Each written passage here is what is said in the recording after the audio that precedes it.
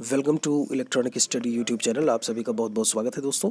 यहाँ पर one liner questions के बारे में हम बात कर रहे थे आपके सुपर टेट को लेकर के, और ऐसे में ईवीएस और सोशल स्टडीज़ के तहत यहाँ पर कुछ और सवाल आपके लिए। यहाँ पर आपका सबसे आर्द्रतम स्थान मौसिनराम करके लिखा हुआ, विश्व का सबसे ठंडा स्थान जो है बरखोयांस्क करके है। इनके बारे में ऑलरेडी हम बात कर चुके थे। ये आपका साइबेरिया में मौसिनराम आपको चेरापूंजी में देखने को मिलेगा भारत में, ठीक है। और ये जबकि कहाँ पे है, साइबेरिया में। आगे अगला क्वेश्चन है, अल्पकालिक जलवायु संबंधी भविष्य, एक भारतीय महाद्वीप में विरल क्षीण मानसून। कहने का मतलब ये है, ये भी मैं आपको बता चुका हूँ, भारत में जो साउथ वेस्ट मानसून होता है यानी कि दक्षिण पश्चिम मानसून की आप जब जब बात करते हो, कारण क्या है उन मानसून का, तो अल नीनो करके है, ला नीना अल नीनो करके होता है, और यहाँ पर दक्षिणी दोलन, ये चीज़ें जो है वो रेस्पॉन्सिबल है, जिम्मेदार हैं। बाकी चिकनी मिट्टी में हमें जो है लिखा है किस मिट्टी में केशिका यानी कि कैपिलरी सबसे अधिक प्रभावशाली है, तो वो चिकनी मिट्टी है आपका, यहाँ पर क्लेई सॉइल आप उन्हें कह देते हो। आगे है, मृदा संरक्षण क्या है। सॉइल कंजर्वेशन के बारे में जब आप बात करते हैं तो क्या है ये, तो मिट्टी को नुकसान होने से सुरक्षित किया जाता है, उसको नुकसान ना पहुँचे किसी भी प्रकार से। जो फर्टिलाइजर्स हैं, जो केमिकल्स फैक्ट्री से निकल रहे होते हैं, उनसे किस तरीके से मृदा को सुरक्षित किया जा सकता है, क्योंकि उन्हीं मृदा मिट्टी से हो करके फिर वो जा करके जल में मिलती है, मृदा प्रदूषण करते हुए जल प्रदूषण उत्पन्न करती है, ठीक है। आगे इसमें दिया हुआ है, टेरा रोसा का प्रारूपिक विकास उस भूभाग से हुआ है जिसमें चूना पत्थर होता है। ये टेरा रोसा करके जो है, जब आप इंडस वैली सिविलाइजेशन पढ़ोगे, सिंधु घाटी सभ्यता, वहाँ पर टेरा रोसा जो है वो प्रयोग में आता था। तो उसके विकास को लेकर के जो बात की है वो चूना पत्थर से जो है वो देखने को मिलता है, वही बात यहाँ पर लिखी है।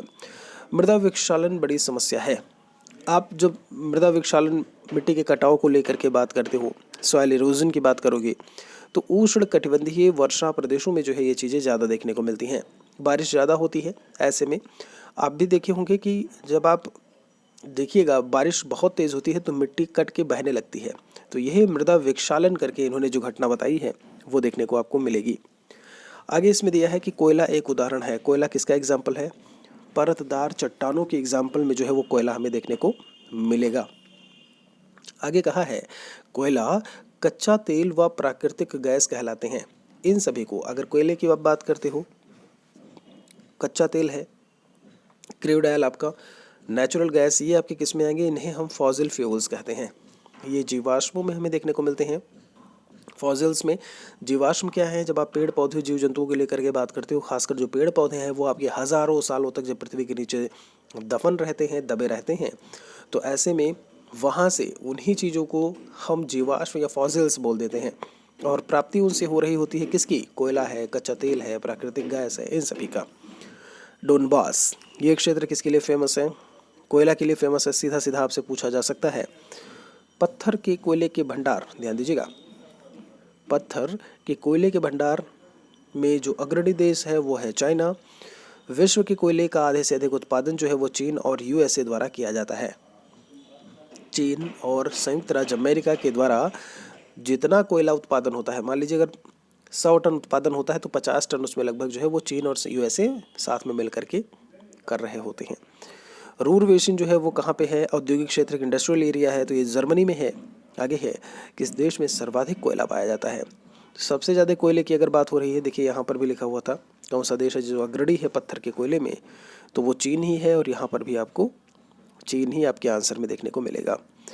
चलिए जी, यहाँ पर अच्छा, कोयला पाया जाना दो चीज़ें हैं, उत्पादन करना, पाया जाना, दोनों ही चीज़ों पर हमें ध्यान देना होता है, ठीक है। जैसे होता नहीं है कि ये पाया तो जाता है, भारत में भी अभ्रक आप ले लो, ऐसे में बहुत सारे उसमें हैं चीज़ें देखने को तो मिलती हैं, लेकिन क्या वहाँ पर हम खनन कर रहे हैं, क्या वहाँ पर मजदूरों को लगा करके उत्पादन उसका हो रहा है, उसको हम बाहर निकाल रहे हैं, क्या उन्हें हम प्रयोग में ला रहे हैं, तो दोनों चीज़ें आपकी अलग हो जाती हैं। भंडार का पाया जाना और सबसे ज़्यादा उत्पादन, ये दोनों अलग अलग बातें हैं, ठीक है, ये चीज़ ध्यान रखिएगा। रुकवा झील क्षेत्र जो है वो तंजानिया किस खनिज उत्पादन के लिए फेमस है, तो तंजानिया जो है ये रुकवा लेक एरिया है, तंजानिया में है देश में, और ये कोयले के लिए फेमस है। किस देश में कोयला का संचित भंडार सबसे ज़्यादा है। अब देखिए यहाँ पे दो चीज़ें हैं, एक ये और एक ये और एक ये।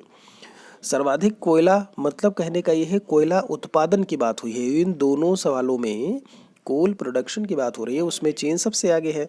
और अगर मैं कोयले के संचित भंडारों को लेकर के बात करूं कि कितना रिजर्व है वहाँ पे, तो रिजर्व में सबसे आगे जो है वो यूएसए है। आप समझ रहे हैं, आगे चलते हैं। पृथ्वी के गर्भ में दूसरी सबसे ज़्यादा पाई जाने वाली धातु कौन सी है, तो लौह है। लोहा यहाँ पर देखने को मिलेगा। जैसे आपका बोलते हो कि आपका सियाल सीमा जो सिलिकॉन है, आपका एल्यूमिनियम आपकी है, ठीक है, आपका ये सिलिकॉन और मैग्नीशियम है, ऐसे ही फिर लौह भी आपको देखने को मिलेगा। और लौह कहाँ मिलता है, पृथ्वी के क्रोड में, जो एकदम गर्त है ना पृथ्वी का, वहाँ देखने को मिलेगा। सियाल सीमा निफे आप पढ़े होंगे, तो सियाल सिलिकॉन एल्यूमिनियम सीमा, तो सिलिकॉन और मैग्नीशियम, और निफे Ni, फिर Ni फॉर निकिल होता है और Fe फॉर आयरन होता है, ठीक है, ये चीज़ ध्यान रहे। विश्व के कच्चा लोहा उत्पादक देशों का सही अवरोही क्रम यहाँ पर बोला है। चीन आगे है, जैसे में आरोही मतलब बढ़ते हुए क्रम में, अवरोही मतलब घटते हुए क्रम में, ठीक है। तो चीन, उसके बाद ब्राज़ील, फिर स्वीडन, फिर ऑस्ट्रेलिया, ठीक है। बृहत्तम उत्पादकों में आप देख पा रहे होंगे कि कौन कौन है। इसमें भारत का जो नंबर आता है वो चौथा है। ये इंपॉर्टेंट है आपके लिए कि भारत का प्लेस जो है वो कौन सा है। अगर हम बात करें आयरन ओर को लेकर के, तो बृहत्तम उत्पादक चाइना का नाम आता है। एक है Kiruna iron ore field. Kiruna iron ore field जो है वो कहाँ पे है, स्वीडन में है। मिडलैंड कहाँ पे है, वो यूके में है। ये भी आपका लौह अयस्क क्षेत्र है, मिडलैंड करके है। यूनाइटेड किंगडम की जब आप बात करते हो, आगे चलते हैं। संसार में तांबा अयस्क का सबसे बड़ा उत्पादक जो है वो चिली है। अग्रणी उत्पादकों को अगर लेकर के बात की जाए देशों में, तो चाइना देखने को मिलता है।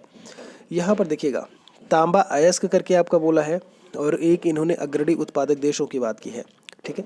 तो बड़े उत्पादकों में और अग्रणी सबसे आगे जो है भंडार को लेकर के जब आप बात करोगे, तो चाइना उसमें देखने को मिलेगा। ऑस्ट्रेलिया में स्थित कालगुर्गी किसके लिए फेमस है, तो आपका गोल्ड प्रोडक्शन के लिए फेमस है।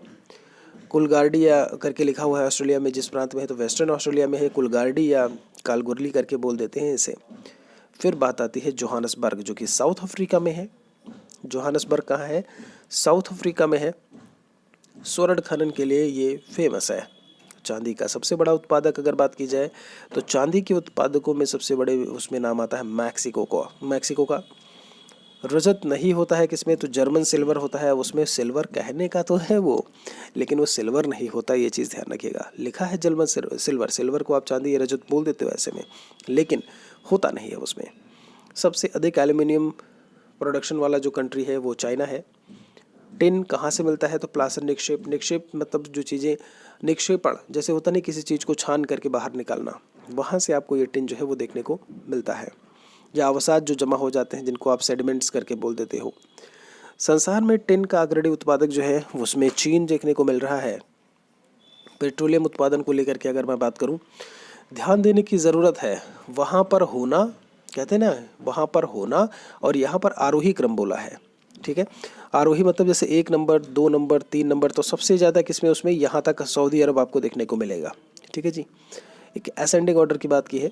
संसार के 3 अग्रगण्य पेट्रोलियम उत्पादकों को लेकर के अगर आप बात करते हो, सऊदी अरब है, रूस है और यूएसए है। कैसे, आगे सऊदी अरब है, फिर रूस, फिर यूएसए, फिर ईरान, फिर चाइना। तो यहाँ पर वही है, सऊदी अरब, रूस, यूएसए, ओके। विश्व में पेट्रोलियम उत्पादक, चलो बड़ी अच्छी बात है। कुवैत का नाम लिखा है आपको, उसी आपके खाड़ी देशों में आपको देखने को मिलेंगे। खनिज तेल उत्पादकों की बात की है, तो उसमें नाम जो है वो इंडोनेशिया का आता है। वेनेजुएला, ये तेल उत्पादक देशों में सबसे आगे है, वेनेजुएला लिखा है।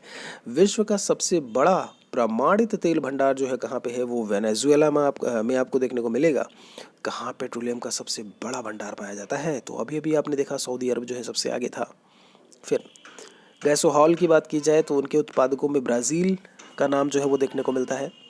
ब्राज़ील उत्पादक और उपभोक्ता जो है वो ब्राज़ील ही देखने को मिलेगा। आगे है 1857 में खनिज तेल आर्थिक स्तर पर निकाला गया था, तो रोमानिया से जो है यूरेनियम का आप देख पा रहे होंगे। कजाकिस्तान है। उत्पादक देशों में कनाडा भी आपको एक देखने को मिलेगा। अब एक और सवाल है कि दुनिया में सर्वाधिक आणविक खनिज उत्पादक देश में जो है कौन सा है, तो कनाडा है, ओके। सर्वाधिक भंडार का मिलना देख लीजिए। अग्रगण्य उत्पादक और भंडार, उत्पादकों में आपका कजाकिस्तान आपने बोल दिया, जबकि भंडार जो है ऑस्ट्रेलिया में है। ध्यान रहे, ये सारी चीज़ें बहुत ध्यान रखने की ज़रूरत है। आप नोट्स में एक एक पॉइंट लिखते चले जाओगे तो आपके लिए सही रहेगा। 14 विषय है दोस्तों। यहाँ पर कल आपकी क्लास नहीं आ पाई, किन्हीं कारणों की वजह से। आपको डेली क्लासेस मिलती हैं वन लाइनर के फॉर्म में। सीटेट यूपीटेट भी हम पढ़ा रहे हैं। आपका प्लेलिस्ट ज़रूर चेक करते रहें। शाम को 7 बजे लाइव आते हैं आपका शिक्षक भर्ती के लिए। आज भी मिलेंगे आपको हम शाम को, तो पूरी तरीके से तैयार रहेगा। मिसावी रेंज किस उत्पादन के लिए जाना जाता है, वो भी आपका लौह अयस्क के लिए है। बाकू एक फील्ड है, वो पेट्रोलियम के लिए जाना जाता है। ठीक है। रेडियम जो प्राप्त करते हैं वो पिच ब्लेंड करके है मिनरल, उससे हम रेडियम को प्राप्त करते हैं। जो घड़ी में लगा होता है ना, देखते हो आप, वो वाली चीज़ें।